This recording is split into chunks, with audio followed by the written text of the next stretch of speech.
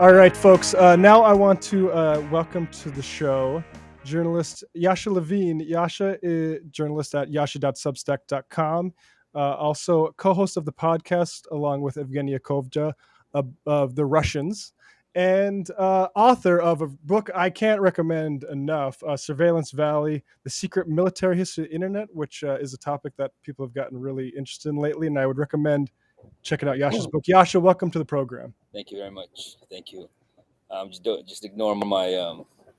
I know it's summer, but I'm in San Francisco, so this is how you have to be outside at 4 p.m. On a June afternoon. Oh man, I'm And jealous.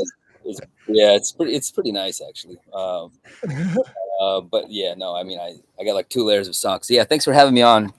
Um, yeah, thank you for the introduction.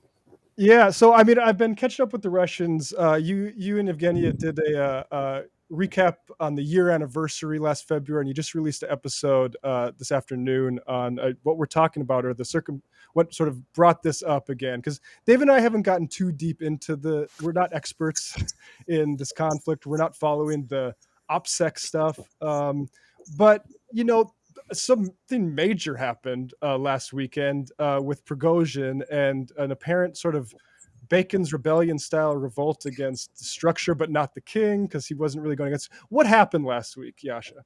Well, I mean, I don't think anyone really knows what actually happened. I mean, what's pretty clear is that when you know, do this kind of war, do this kind of invasion, and do this almost total mobilization of your society against in a war, against your neighbor, against essentially a kind of kindred culture and against the kindred people. Um, and you pump the country full of wartime propaganda, and you activate the most reactionary, sort of nationalistic, patriotic elements in society. You give them weapons, you send them to the front, you promote these people, you make them into heroes. You also use shadowy groups that like the Wagner group that we're going to talk about now, that's headed by this guy named Yevgeny Prigozhin, and make them sort of central heroes in the narrative against in your fight against the West, against NATO, against liberal values, against Ukraine, against Nazis. Weird shit starts to happen. Weird shit can happen in Russian history. These kinds of things have happened before in the past, and so no one really knows what happened. I mean, what we know is some facts, I guess. Some basic facts. We know that the head of this private and paramilitary organization called the Wagner Group, this guy named Yevgeny Prigozhin, who's been a rising sort of star, rising player in Russian, I don't know, dare I say, deep state politics, who's started out as a kind of a petty thief in the Soviet Union, went into business in the late 90s during the kind of perestroika and the loosening up of the economy, selling hot dogs in this outdoor market in the center of St. Petersburg, in the center of Leningrad, and then St. Petersburg, and kind of moved up into different business ventures, restaurants, casinos, ransom restaurants that famously Putin and George Bush, when he made a state visit to Russia in 2002 with his wife Laura, actually ate at. And so there's pictures of Prigozhin kind of hanging out in the background behind Putin and George Bush and Laura Bush in 2002 on a floating restaurant that Prigozhin owned at the time. Weird stuff like that. And then he moved up and started handling all sorts of shadowy things for the government. He had some kind of connection to Putin. He ran a catering company. It serviced various official functions. Provided catering. He then, kind of in a very covert way, launched this private paramilitary organization, Wagner Group, that was first involved in 2014 conflict in Ukraine, and then was really heavily involved in the Syrian conflict. But all this time, Prigozhin denied that he was involved in it at all, and it was a very shadowy organization. Again, it was very visible. A lot of people covering the Syrian conflict, but actual structure was never confirmed about who controlled it. Who was the guy behind the scenes. And only in 2002, after this war began, he said, no, I am the guy behind this organization. I am the guy behind Wagner Group, and started being a very, very public face of this organization. And it took a very visible role in this this war in Ukraine since the invasion.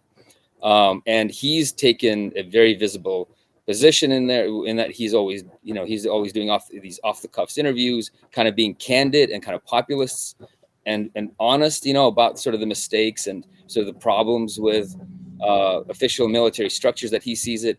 And he's been feuding with the sort of the official Ministry of Defense structures that he is, and he's sort of subservient to them, right? He's sort of outside of them, but also subservient to them, because all the money that he has, all the equipment that he gets, all the ammo, all the heavy sort of machinery that he uses and that his troops use, or his group uses in the front in the war, comes from the Ministry of Defense.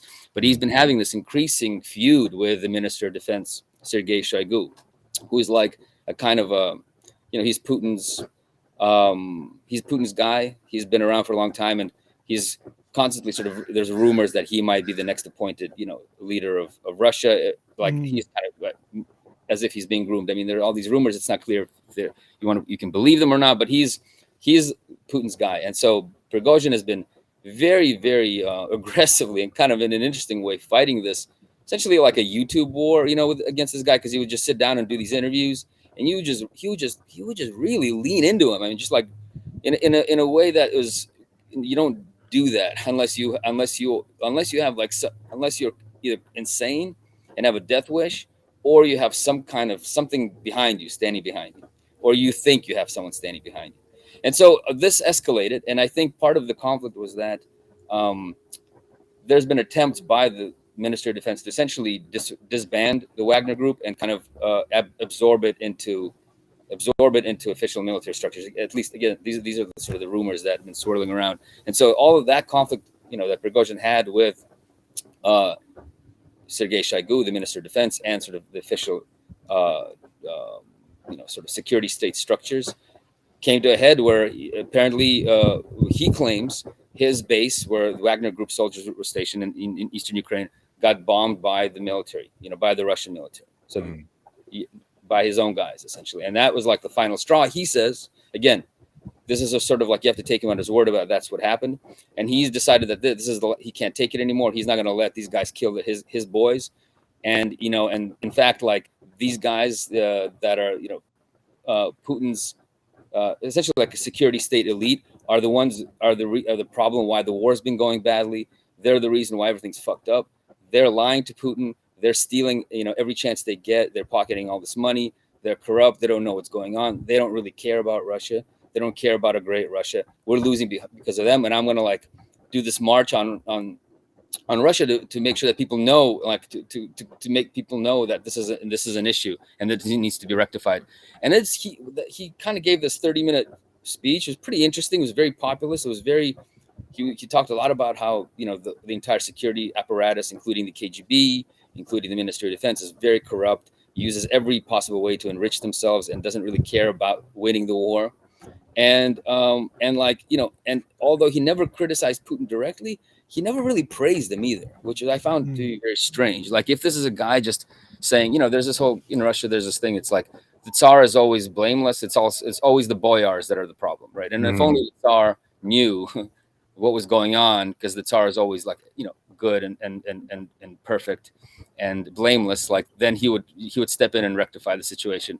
If that's kind of what he was doing, and on one level that is what he was doing from the rhetoric, but he didn't praise Putin enough. Like he didn't like say like Putin was doing an amazing job. He has the best interest of the people in it, but it's just his it's the people who he's appointed to wage this war.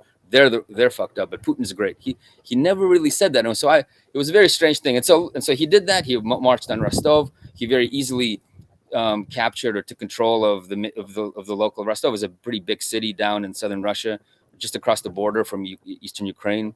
And so he took control of the sort of the provincial military headquarters there.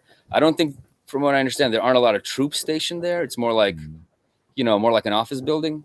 And so, but he still took control of it, was able to get some of the top leadership guys there and basically have them sit down with him. And he's fully equipped with a machine gun. They're disarmed. They're just sitting there kind of in their slippers, looking kind of skittish a little bit, and so he took control of that, and he said he was going to march on Moscow and send his guys to Moscow to kind of take it. It's not clear what he wanted to do, but he wanted, I guess Shoigu to step down, or he wanted him turned over to the Wagner group so they could like deal with him, and so he never really made it to Moscow. Lukashenko, as it turns out, was in the middle of negotiating with him and convinced him to turn around, because he said that Putin had made the decision to exterminate Prigozhin and exterminate this column of Wagner soldiers that were making their way to Moscow. And Lukashenko said he talked Putin down and said that, look, you can just come to Belarus, kind of hang out here for a while, and and sort of fix the situation. And then Prigozhin, after he aborted the mission, aborted this, I don't know what you call it, like a mutiny or whatever it was. He aborted it, and I don't know if he was already in Belarus or if he was one of his stations, one of his bases in eastern Ukraine. But he gave this he gave this spiel about how essentially this wasn't a coup, this wasn't a mutiny, this was like a march for justice. He was like a march for justice for the Russian people, and basically that's what happened. I mean, that's just the sort of the facts of the case about what there's so much speculation. I mean, this is one of these events where, like, I don't know, just the full-on ridiculousness of sort of the Russia expert community, and now it's gotten even more ridiculous with just I don't know, social media is like everyone is a fucking expert. Everyone, yet almost none of these people even can like read Russian or speak Russian and know very little about Russia itself. They just sort of it just breaks down into camps, and people like talk about what they want to believe or what they want to happen. So you have like on the sort of the American liberal kind of neocon side, Democratic Party, you have them cheering, Prigozhin's attempted coup because they think that it'll destabilize Putin and that anybody other than Putin is great because they'll be weaker than Putin. But it's like, wait, so you want just some random thug that you don't even know much about to take control of the Russian state and potentially take control of its military and its nuclear arsenal just because it'll make Putin weaker. So you just have like that kind of extremist almost position, totally insane. Also very, very, delusional, because it was clear that whatever the larger forces that are around this conflict, and no one really knows what's actually going on.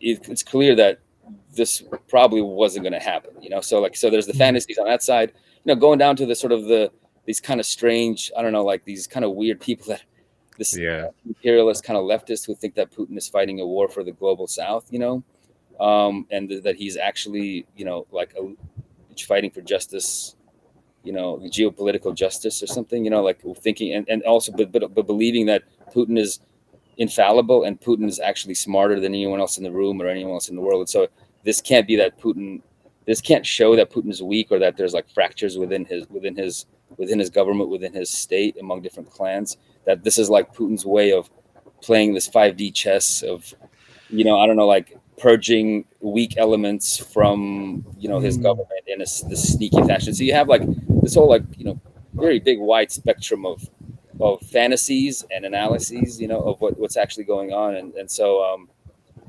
yeah.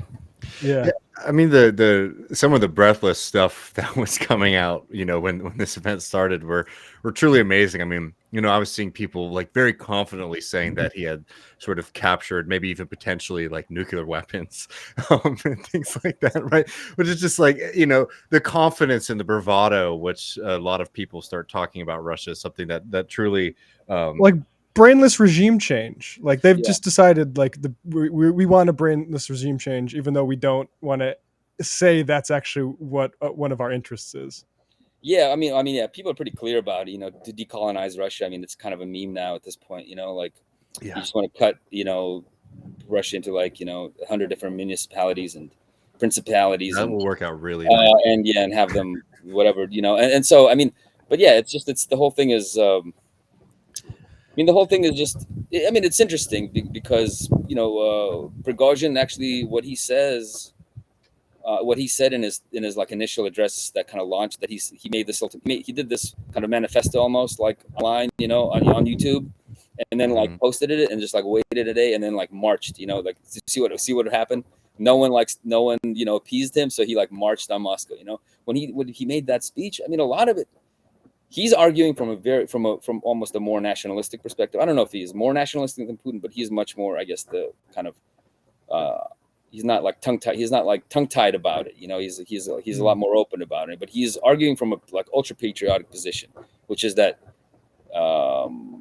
you know, the ruling elite of this country is incompetent. They care about just plundering, you know, and using the budget and to enrich themselves with the budget. We are here, the patriots, the fighters, at the front, dying. You know, we're being killed.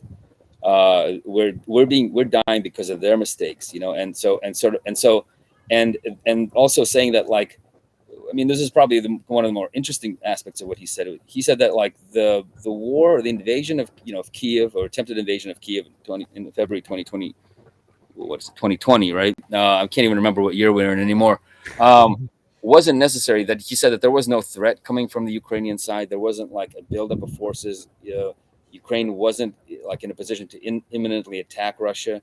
There was nothing out of the ordinary. You know, he says that the war was launched essentially for the benefit of this ruling security elite, and for them to like bask in the glory of a good war that they fucked up. I mean, there's some truth, I think, about it. I mean, I don't know if they're actually, you know, they wanted just the glory, but I think his point about that there was no threat to Russia at that moment, and that they were lying to the Russian people about Ukraine being sort of ready to launch this invasion of Russia, and that needed to be stopped. He calls them out on the sly. You know, I mean, it's pretty interesting. It's pretty direct.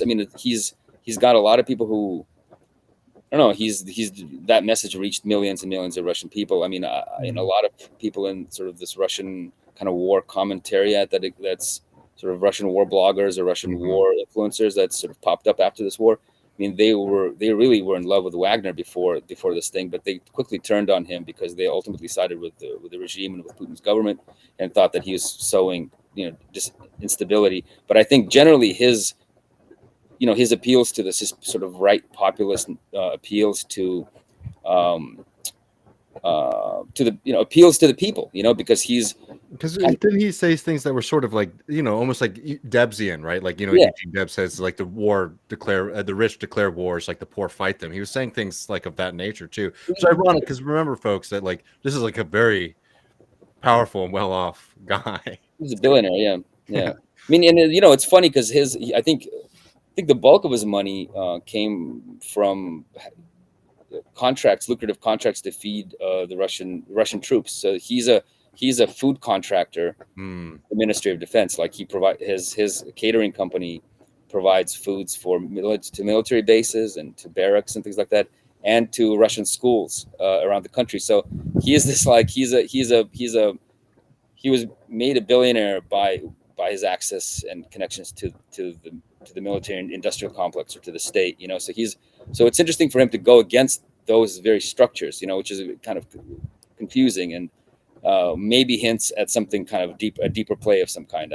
I know that, like, some people who are on his side. I mean, look, these are just all rumors swirling around sort of Russian Telegram channels. Various people with various levels of access, or, you know, various levels of insight. But a lot of people think that this was not just like him acting, you know, by himself. That he was a kind of a front man for some interests, you know, within the Russian deep state that were testing the waters for a coup. I mean, these are what people think, you know, some people think happened. Again, we don't fucking know. We don't know anything. And anyone who tells you they know is lying, you know. So it is what it is. But it's clearly, I mean, just from my own analysis of this, you know, whatever the superficial analysis that I can make, is that I don't think it's very good for the Russian state and for for Putin's rule, because it does show him being kind of weak, you know, and that the fact that something like that could happen, and also him being kind of soft about it. He doesn't come out and just be like, okay, we're gonna slaughter you. Like, this is, you do this, you're dead. Like, your families are dead. I don't know. You're like, you know, your grandparents are dead. You know, that kind of stuff. Or he was very soft about it. At first he declared them, you know, traitors and who are betraying their country and are aiding the enemy. But after this deal with Lukashenko was made, and Wagner kind of disbanded, and returned back to their bases and agreed essentially to be partially disbanded and partially integrated into the Russian Ministry of Defense. Putin, like went and called Wagner soldiers heroes, Wagner commanders who were fighting for Russia in Ukraine and were dying for Russia in Ukraine and making sacrifices for Russia in Ukraine. So he was praising them, at the same time saying that some of them, made a mistake. They made a terrible mistake. They were led astray, but they're patriots and they're good people. It's a very I don't know if this is like just his strategy of like praising them, diffusing the situation, and then later kind of whacking everybody when the state pulls down. But regardless, I mean, him having to come on and make these addresses on TV, on consecutive days, he rarely does that. He rarely shows up on TV to do these kinds of things. So it does make him clearly that he's shaken by it. It's I don't know I don't know if this makes him stronger. Definitely makes him not stronger, I think. Yeah, the nature of the critique just seems kind of worrisome. If I was doing a war, like you're calling my general a pussy and saying that he misled me into this, like, and then I'm just supposed to do anything about it. Yeah, exactly. And then so you talk about the populism and and what's your sense of like, and to the sense you can have gathered it, morale, whether it's the Russian people or the folks who are like Wagner. I take it like, or I understand, has taken like folks out of prisons and put them on the front lines and use that for a type of war. Like that sort of discussion of this is all pointless. Like that's not something you want out there. Yeah, I mean, I don't know. Yeah, it's exactly. I mean, well, first of all, I don't know. From like a point of view, if you're running a state and you have a big carceral state with a pretty large prison population, a violent prison population, I mean, and you're waging a war, it's not a bad idea to send your comics out there because they're going to get, especially you send them out there, most of them get killed. Some of them don't, and they return, and they're not free, and they're out and about, even more traumatized and scary and crazy.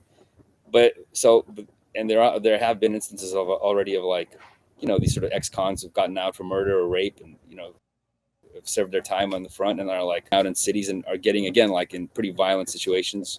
So that's going to happen. I mean, what's happening with this war is it's creating I don't know, like a hardened, veteran, very nationalistic, ultra patriotic class of people. If this war ever ends, they're going to, enter society. They're going to enter politics. They're going to become, figures in society.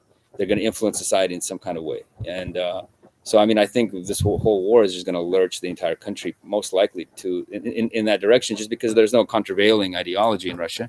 I mean, the thing about what I think, because I didn't predict this war. In fact, I believe that it was going to happen, just because my whole understanding of Putin and his ruling elite was that they kind of made a deal with it's all about consumer capitalism essentially, and a kind of the promise of slightly increasing standard of living for the population, and access to a kind of a consumerist lifestyle, and essentially a stability, offering the Russian people stability in their lives, something that they've lacked, something that the generation that was kind of is alive now has lacked. And this is why he's been insanely popular domestically. It's why people will support him even if they don't like him, because he's delivered. He's delivered on a kind of a more or less prosperous society. Russia is poor, is a very poor country.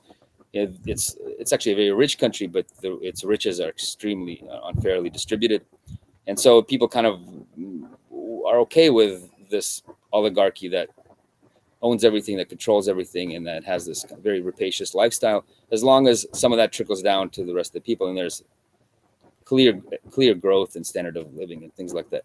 And so with this war, he put all that at risk. But maybe he's not so wrong in launching this war, because what's happened is that kind of lifestyle, just capitalism, is not necessarily enough to give people meaning in their lives, as we know from our experience in America, from life here in America. People need something else, something a deeper connection to something. And nationalism, patriotism is a very effective,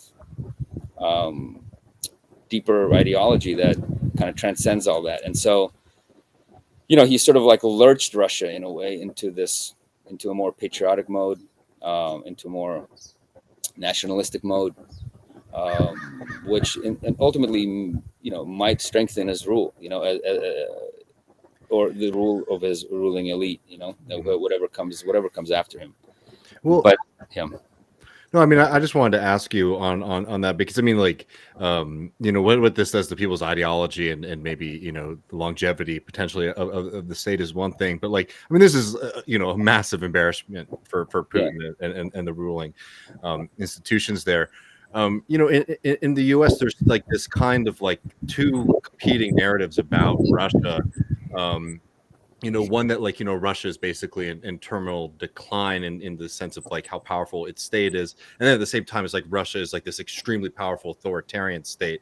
I mean, could you I don't want to make you speculate too much about like what this does, but you could give people like an understanding, like, how much power does the state have contemporarily in people's lives, because like something like this makes it seem like the state apparatus is fairly weak if you're having a march like this. I mean, well, I don't know. It's a good question because there's different aspects of the state, right? So, I mean, just let's say on the economic front, because everybody was expecting, Russia's economy to completely collapse, right? After the sanctions, after these really hardcore sanctions, probably, and most people in Russia believed that the economy was going to collapse. Like, I have a couple of good friends who live in St. Petersburg who run these little businesses and stuff, and they were like, oh shit, we are fucked. Like, what are we going to do? I have my whole family's here. I don't have money to, run to like Europe somewhere. I'm here, and they were like expecting the worst to happen. And I just actually spoke to my friend a couple of days ago, right after this Wagner group, march on Moscow happened. And he was saying, yeah, like the economy is just, everything's great, everything's going well. Like there's business, there's money, there's customers, there's like, there's credit available. Like it's a vibrant economy. Like things are not going out, at least in most sectors that he's aware of. And so, on like the economic front, it seems like Russia is actually managing things very well, like the internal domestic economy. The central bank has managed this crisis, from Russia's perspective, I think very well. Now, like, and so I think the economy, at the same time, there are, I think, there's so they've managed it much better than people expect them to manage it. And so I think to say that the state is just crumbling, I don't think that's true. I think over the last 10 years, a lot of Russia, I mean, everything in Russia essentially starts in Moscow and kind of spreads outward, because that's where that's where all the money is, that's where all the power is. And so I don't know, if you go to Moscow, you'd be surprised how extremely effective it is. I mean, it's more effective. It's extremely efficient. Like, I mean, it's all modern. All the city is extremely clean. The city is extremely well managed in terms of like, if the snow falls on the ground, it's cleaned immediately. The bus system has been expanded. They're adding capacity in the subway system in an insane way, almost like on a China level. Just adding new stations, new entire like rings around the city. All the subways are very clean, well functioning. There's like Wi-Fi. I don't know. All the buses have Wi-Fi. You can like track everything on a smartphone. It's like it's all connected. So it's actually the city is run really well. Like there's and part of it is the one of the reasons is because Putin has these kind of several groups of very efficient sort of neoliberal managers. The mayor of Moscow, Sobyanin, he's an extremely efficient manager, and he's like turned Moscow into this almost like a extremely well functioning European city. Again, Moscow has a lot of money, but that stuff is expanding also to St. Petersburg. So I think it would be unfit. I think it would be it's not right to think that Russia is just like a country that's on the verge of collapsing and its state institutions are completely very weak. I'd say that its army was shown to be probably weaker than expected. Its intelligence clearly was shown to be subpar in terms of the belief that they could just take Kiev and just like just waltz into Kiev with no backup plan and just take it, and everything would be okay. And but at the same time, Russia isn't losing. It's not winning, but it's like, the West is pouring a lot of resources into Ukraine. And Russia is holding its ground. It's okay, so it's not like has lightning victories, but at the same time, it's not crumbling. It's not like you don't see huge protests of people outside, or people are. It's not having trouble really finding people to sign up for the war, and at least for now, it's like finding enough capacity. Okay, fine, it's going to like the prison population and all that stuff. But again, it's waging the war. So I don't know. It's tricky to say. I think it's hard to say, but I think it's wrong to say that Russia is sort of institutionally very weak. But at the same time, just to finish my thought here, my extended thought.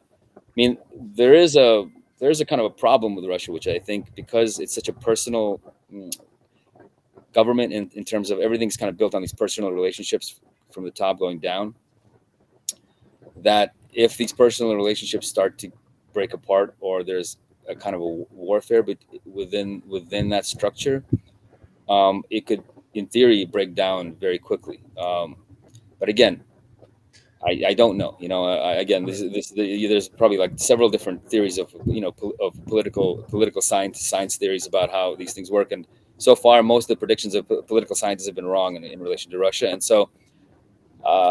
I think Russia is not collapsing. Not going to collapse tomorrow. It's not going to collapse next year. It probably won't ever collapse. In the way that we think it will. Mm-hmm. Maybe, yeah. Yeah, you in that year anniversary podcast with Evgeny, you talked about the change in affect with Putin. He was much more nervous and seems to be growing more confident.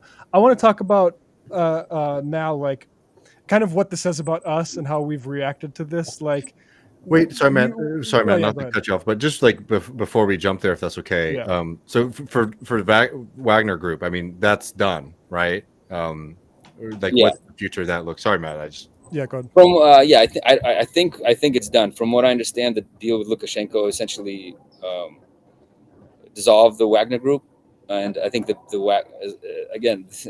I don't know how accurate this is, but those Wagner soldiers who took part in this sort of march on Moscow, this freedom ride, the Freedom Riders, they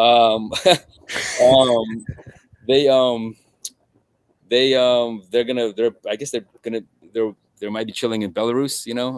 I don't know what they're going to be doing there. Hopefully, they're not going to send them maybe they'll be sent to a special camp, where they're going to relax and never come back from it again. But and the ones that didn't take part in the coup, I think, are just going to be absorbed into the official Ministry of Ministry of Defense formations.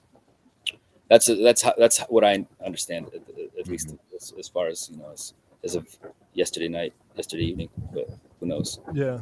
I mean, I'm pretty sure. Yeah, Wagner is probably no more. Yeah, and I imagine that Putin will take a hard look at kind of at other.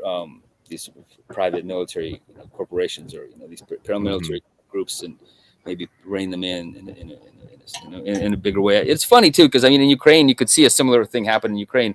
During when 2014, after Maidan, there were all of these private military organizations funded by various oligarchs.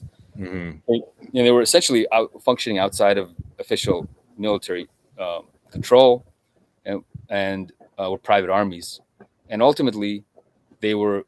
Most of them were either disbanded or were absorbed into official ministry, official military structures.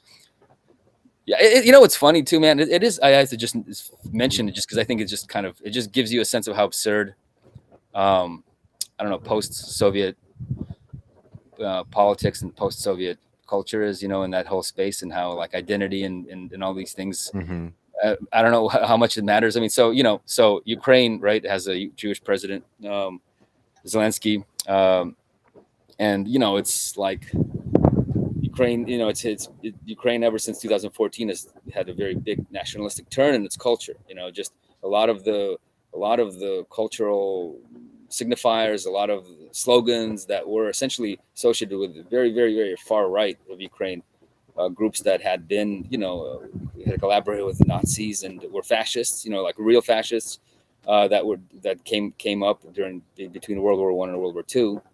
they've become kind of mainstream, and it's totally normal for a Jewish president to say their slogans, Mhm. and so and so Prigozhin is also Jewish, and so he's like head of this Wagner group, is again a German composer, who's got favored of a certain set of of people in Germany, and one of his top lieutenants is like this guy who, I don't know, like if reports about him are to be believed, he's got like giant swastikas on his fucking body, like, Mhm. and his boss is is a Jew, and so it's like, and I don't know if actually Prigozhin even identifies as Jewish, because it doesn't really, again, in the Soviet Union, like just because you're Jewish or half Jewish or whatever didn't mean that it didn't really matter to you potentially. And so Prigozhin is fighting this kind of nationalistic Russian war against its nationalistic neighbor, who it's kind of it's a comedy, it's comic, and it's just shows you how mixed up everything is, and like it's hard to I don't know, man, it's like hard to just hard to paint things in black and white. I mean, yeah, this is why, Yasha, this is why I, appreciate your perspective, because I think like it's pretty unseemly to see people treat this as an opportunity for partisan enthusiasm as opposed to like just depressing. And we don't talk about that much, because if I call it an unjust invasion, I get people calling me a NATO shill. And if I say like I want to look into like what we've been doing to antagonize sorts of things, or including like understand this as a proxy war where major powers are getting comfortable with. Can you just talk about how you approach that? I mean, I don't know. It has to be complex. It's a complex thing. I mean, I think this is essentially there's truth, and it's undeniable that like the American political or security elite, because I don't know if the business elite is even on board with this, to be honest. Right. Just like in Europe, it's very strange, But again, the sort of national security elite of the country does see Ukraine as a kind of proxy for its war on Russia, and almost like a wedge or a crowbar or something you can kind of like pry Russia open and spill out its guts, and keep it weak. This is just a reality. I mean, the people say this quite openly. The political class in America says this quite openly. Yeah, and there's a whole long history,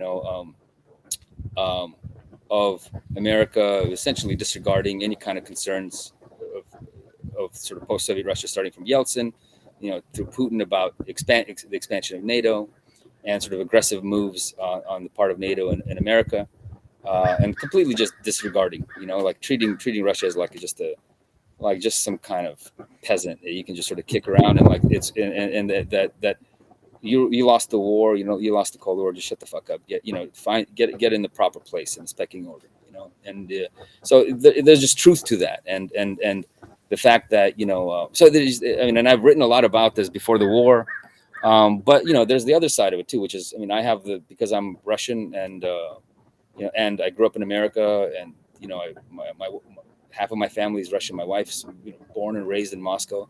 We have like this slightly more complicated perspective on it. So if you're American, you don't really see the Russian side of it at all.